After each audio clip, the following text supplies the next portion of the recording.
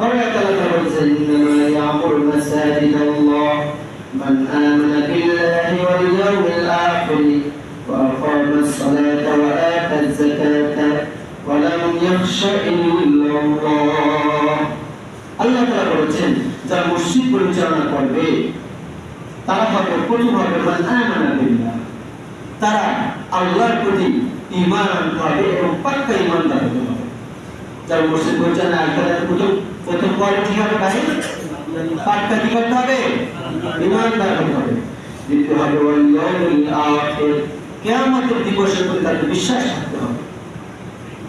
এমন বিশ্বাস থাকতে হবে যারা আজকে সরকারের স্বেচ্ছা বিভিন্ন পাপের সাথে জড়িত, বিভিন্ন গুনার সাথে জড়িত, সামাজিক বিভিন্ন অপরাধের সাথে জড়িত, তারা যদি মসজিদ কর্মীতে আসে তাই বোঝা গেল সে আখিরাতে বিশ্বাস করে না। কারণ সে দুনিয়ার জগৎকেই বিশ্বাস করে, সে আখিরাতে জগৎকে বিশ্বাস।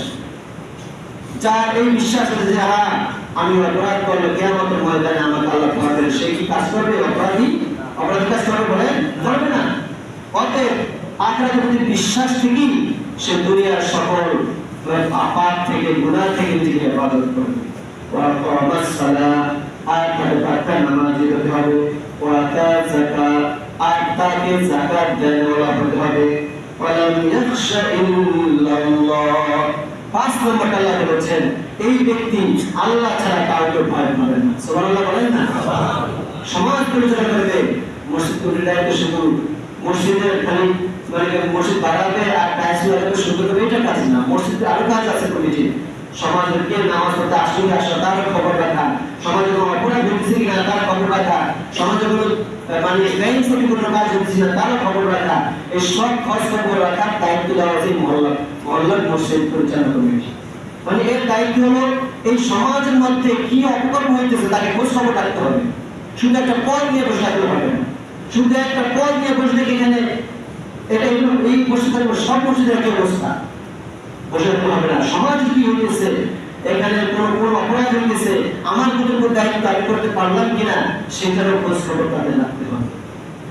অতএব এই যে প্রথম পাঁচটা, একটা হলো আল্লাহর প্রতি ঈমান, দ্বিতীয়টা হলো আখিরাতের প্রতি বিশ্বাস, তৃতীয়টা হলো সালাত 5 ওয়াক্ত মুসলিম, চতুর্থটা হলো যাকাত দেওয়া, পঞ্চমটা হলো আল্লাহকে ভয় করা। সবচেয়ে বেশি আল্লাহকে ভয় করতে হবে। আল্লাহকে যদি ভয় করে তাহলে সে কি সুন্দর ব্যবসা করতে পারবে? পারবে? আল্লাহকে যদি ভয় করে সে কি মানুষের হক নষ্ট করতে পারবে? কখনো না। সবাই যদি পারবে? আল্লাহকে যদি ভয় করে মসজিদ পরিচালনা করতে গিয়ে তাহলে এরকম কেউ যদি থাকে সে কি কোনো সাদাবাজি করতে পারবে? দুর্নীতি করতে পারবে? ঘুষ খেতে পারবে? কারণ সে কি আগে ভয় করে? সে দায়িত্ব সামলার ঘর দায়িত্ব, তার বাসাবাড়ির দায়িত্ব না। দায়িত্ব কে দিয়েছেন? আল্লাহ।